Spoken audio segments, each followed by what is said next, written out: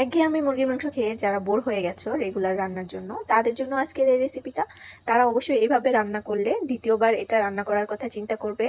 আর এটা যেমন খেতে সুস্বাদু হয় তেমন লোভনীয় হয়। অল্প উপকরণে, ঘরে থাকা উপকরণে তৈরি করতে পারবে আর চটজলদি হয়ে যাবে এই রেসিপিটা। আসসালামু আলাইকুম, জাহান কিচেন থেকে স্বাগতম। সবাই কেমন আছেন? আলহামদুলিল্লাহ, আমি অনেক ভালো আছি। সবার জন্য খুবই লোভনীয় একটা রেসিপি নিয়ে চলে আসলাম। আমি প্রথমেই যেটাই করেছি, একটা প্যানে পানি বসিয়ে ভালো করে ফুটিয়ে নিয়েছি। এই পর্যায়ে কথা না বাড়িয়ে চলে যাই মূল রান্নায়। এখানে আমি কিছুটা মাংস ধুয়ে পরিষ্কার করে নিয়েছি, যেহেতু বড় মুরগির মাংস, তাই আমি এভাবে রান্না করার কথা চিন্তা করেছি। একবার ট্রাই করতে পারেন। তো ফুটন্ত গরম পানিতে আমি মাংসটা কিন্তু দিয়ে দিয়েছি অলরেডি। তারপর মাংসটা দিয়ে দেওয়ার পর এটা কিন্তু আমি একদমই নাড়াচাড়া করিনি, এখন কিন্তু করে নেব 2 থেকে 3 মিনিট। এমনিতেই পানিতে কিন্তু রেখে দিয়েছিলাম। মাংসটার কালারটা দেখুন একদম চেঞ্জ হয়ে গেছে। তখন কিন্তু আমি এটাকে নেড়ে দিচ্ছি হালকা হাতে, একদম বেশি নাড়ার কোনো দরকার নেই। এই পর্যায়ে কিছু মশলা অ্যাড করছি। এখানে দিয়ে দিচ্ছি একটা আস্ত বড় সাইজের টমেটো, যেটা আমি নিয়ে নিয়েছি মাঝ বরাবর কেটে। আপনারা যদি ছোট হয় 2 কি 3টে দিতে পারেন। এখানে নিয়ে নিয়েছি 4 থেকে 5টা পেঁয়াজ, জাস্ট মাঝখান থেকে একটু কেটে নিয়েছি। আস্ত পেঁয়াজগুলো এখানে অ্যাড করে দিচ্ছি 2টো কাঁচামরিচ, আপনারা ঝাল কম বেশি করে নেবেন। তো এখন এই উপকরণগুলো দিয়ে আমি মাংসটাকে বলকে এনে নেব। এখন একটু ঢেকে দিচ্ছি যাতে পেঁয়াজগুলো আর বাকি ইনগ্রিডিয়েন্টসগুলো হালকা একটু সেদ্ধ হয়ে যায়। তো এই পর্যায়ে দেখতেই পাচ্ছেন মাংসটা সেদ্ধ হয়ে যাওয়ার পর উপরে ভেসে উঠেছে যে ময়লা পানিগুলো বা ফেনাগুলো, সেগুলো কিন্তু উঠিয়ে ফেলে দিতে হবে। অবশ্যই এই কাজটা করে নেবে, তাহলে কিন্তু মাংসটা খেতে খুবই ভালো লাগবে। তো এই পর্যায়ে ময়লাগুলো ফেলে দেওয়ার পর এটাকে আমি একটু উল্টে পাল্টে নিচ্ছিলাম। টমেটোগুলো, পেঁয়াজগুলো একটু হালকা হাতে নেড়ে দিচ্ছিলাম। তো এটাকে আমি আরও কিছুটা সময় সেদ্ধ করব। এখন ঢাকনা দিয়ে ঢেকে 2 থেকে 3 মিনিট ওয়েট করব। তো এখন আমি যে মশলাগুলো দিয়েছিলাম সেটা উঠিয়ে নিচ্ছি। টমেটোগুলো আগে উঠিয়ে নিচ্ছি, তারপর পেঁয়াজগুলোও উঠিয়ে নিচ্ছি। আর এই পর্যায়ে আপনারা টমেটোগুলো ডাইরেক্ট উঠিয়ে ঠান্ডা পানিতে দিয়ে নেবেন, তাহলে দেখবেন টমেটোর যে চামড়াটা আছে, খোসাটা, সেটা সহজেই তোলা যাবে। তো এটা আমি উঠিয়ে একটা বাটিতে নিয়ে নিয়েছি। তো এই পর্যায়ে এখন মাংসটাকেও ছেঁকে তুলে নিচ্ছি। যারা রেগুলার মাংস খেয়ে খেয়ে বোর হয়ে গেছেন, মাংস খেতে একদমই ইচ্ছে করছে না মুরগির মাংস, তাদেরকে বলছি তারা অবশ্যই এই রেসিপিটা ফলো করতে পারেন। এই রেসিপিটা ফলো করে যদি একবার রান্না করেন, আপনারা কিন্তু এর স্বাদ ভুলবেন না, গ্যারান্টি সহকারে বলতে পারছি। আর আরেকটা কথা বলে নিব, জাস্ট কন্টিনিউ করে নিই রান্নাটা। এই পানিটা কিন্তু একদমই ফেলবো না, এটা কিন্তু কাজে লাগাবো। এই পর্যায়ে চুলাতে একটা প্যান বসিয়েছি আর বাকি ইনগ্রিডিয়েন্টস গুলো একটা ব্লেন্ডার জারে নিয়ে নিয়েছি, যেটাকে ব্লেন্ড করে নেব। তো এই ফাঁকে চুলাতে আমি পরিমাণ মতো তেল দিয়ে নিয়েছি আর মশলাটা ব্লেন্ড করে নিয়েছি। এখানে কিছু গোটা মশলা নিয়েছি, 2টো তেজপাতা, দারচিনি, এলাচ আর একটা বড় স্টার মশলা, 2টো শুকনো মরিচ। এখানে 1 চা চামচ জিরে আমি ফোড়ন দিয়ে নিয়েছি। তেলটা গরম হয়ে যাওয়ার পর হালকা একটু নেড়ে দিয়েছি। আর যখন জিরে থেকে খুব সুন্দর একটা মিষ্টি ঘ্রাণ ছাড়বে, বুঝে নেওয়া যাবে যে ফোড়নটা হয়ে গেছে। এই পর্যায়ে যে মশলাগুলো নিয়েছিলাম সেটা অ্যাড করে দিচ্ছি।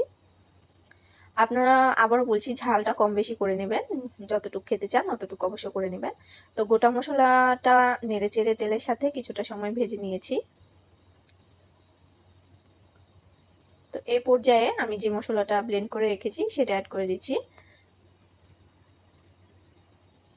মশলাটাকে খুব সুন্দর করে নেড়ে চেড়ে আমি তেলের সাথে মিশিয়ে নিচ্ছি। তো এই পর্যায়ে দেখতে পাচ্ছেন আমি অ্যাড করে দিচ্ছি 1 টেবিল চামচ আদা রসুনের পেস্ট। অনেকটাই ভরে নিয়েছি। তো আদা রসুনটাকে খুব সুন্দর করে নেড়ে চেড়ে ভেজে নেব। কাঁচা গন্ধি চলে যাওয়া অবধি অবশ্যই নেড়ে চেড়ে কন্টিনিউয়াসলি ভেজে নিতে হবে। অবশ্যই এটা ফলো করবেন, কারণ আদা রসুনের কাঁচা গন্ধটা যদি থেকে যায় তাহলে কিন্তু রান্নাটা একদমই ভালো হবে না, খেতেও ইচ্ছে করবে না। তো কিছুটা সময় আমি কিন্তু আদা রসুনটাকে এমনিতেই ভেজে নিয়েছি। তো এই পর্যায়ে ব্লেন্ডার জারটা ধুয়ে আমি সামান্য পানি অ্যাড করে দিচ্ছি, কারণ এখানে আমি আরও কিছু মশলা অ্যাড করব। মশলাটা যাতে পুড়ে না যায় সেই জন্য কিন্তু আমি পানিটা অ্যাড করেছি, জাস্ট অল্প পরিমাণে অ্যাড করেছি। দিয়ে দিচ্ছি স্বাদ অনুযায়ী লবণ, দিয়ে দিচ্ছি 2 চা চামচ হলুদ গুঁড়ো, তারপর অ্যাড করব মরিচ গুঁড়ো, 2 চা চামচের মতো মরিচ গুঁড়ো অ্যাড করব। অ্যাড করছি 1 চা চামচ ধনিয়ার গুঁড়ো, 1 চা চামচ গরম মশলার গুঁড়ো। এখন এটাকে আমি সুন্দর করে নেড়ে চেড়ে মিশিয়ে নেব।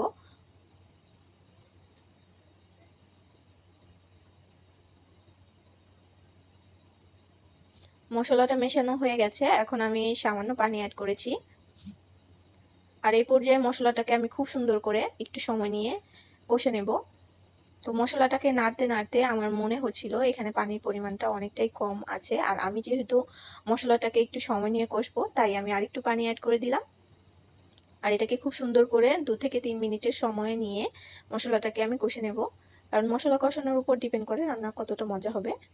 তো এই পর্যায়ে দেখতে পাচ্ছেন মশলার থেকে তেল ছেড়ে দিয়েছে আর কতটা সুন্দর কালার চলে এসেছে। এই পর্যায়ে কিন্তু খুব সুন্দর একটা মিষ্টি ঘ্রাণ ছেড়েছে, স্মেল যেটাকে বলা হয়। এখন আমি এটাকে নেড়ে চেড়ে নিয়েছি। এখন অ্যাড করে দেব যে মাংসটা তুলে রেখেছিলাম, মুরগির মাংস, সেটা অ্যাড করে দিচ্ছি। এখন এটাকে আমি সুন্দর করে নেড়ে চেড়ে মশলাগুলো মাংসের গায়ে মিশিয়ে নেব। আর অবশ্যই এটা মাথায় রাখতে হবে, যেহেতু আমি এটা গরম পানিতে কিছুটা সময় সেদ্ধ করে নিয়েছি, এর মধ্যে থেকে যে পানিটা বের হবে সেটা কিন্তু তখনই বের হয়েছে। তার জন্য এই পর্যায়ে কিন্তু কোনো পানি বের হবে না, সেটা মাথায় রেখেই কিন্তু মাংসটা কষাতে হবে। তো আমি ঢাকনা ছাড়া এভাবেই মাংসটাকে 3 থেকে 4 মিনিট নেড়ে চেড়ে কষিয়ে নিয়েছি। এইভাবে মাংসটাকে কষালে মাংসটা খেতে কিন্তু দারুণ লাগবে।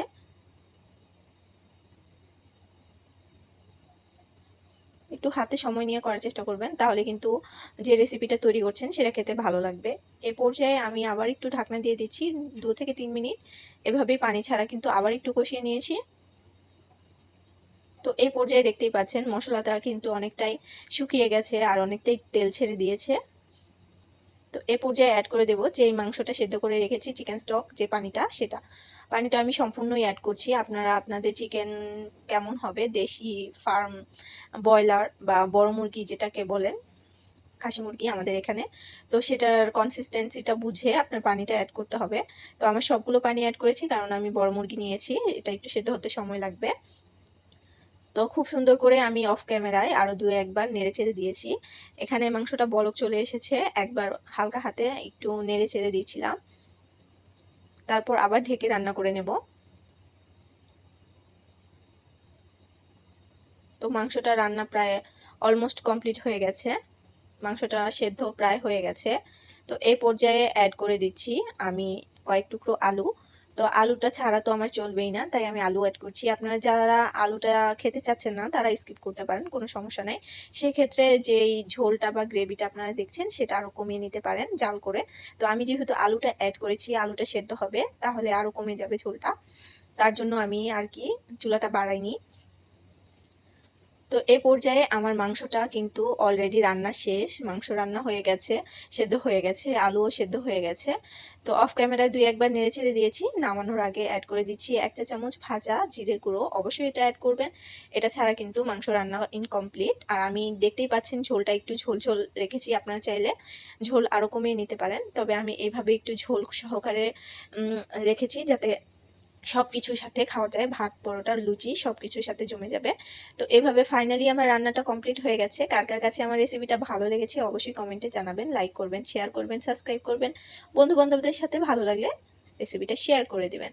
নতুন যারা যুক্ত হচ্ছেন তাদেরকে বলছি অবশ্যই চ্যানেলটাকে ভালোবাসবেন, চ্যানেলটার পাশে থাকবেন, সাবস্ক্রাইব করবেন, নোটিফিকেশন অলে রাখবেন, সব রেসিপি পেতে আপনাদের খুব ইজি হবে। তো কে কে এইভাবে মাংস রান্না করে খেয়েছো সেটাও জানাবে, কার কার কাছে ভালো লেগেছে সেটাও জানাবে, কার কার কাছে ভালো লাগেনি বা দেখতে দেখতে ট্রাই করলে যদি ভালো লাগে সেটাও জানাবে। কোনো ভুল ত্রুটি হয়ে থাকলে ক্ষমা করে দেবে। তো নতুন রেসিপি নিয়ে আবার চলে আসবো তোমাদের মাঝে, যে কোনো সময় যে কোনো মুহূর্তে। ততক্ষণ সবাই ভালো থাকবে, সুস্থ থাকবে, আমার পরিবারের পাশে থাকবে, আমিও তোমাদের সাথে থাকবো ইনশাআল্লাহ। তো আল্লাহ হাফেজ।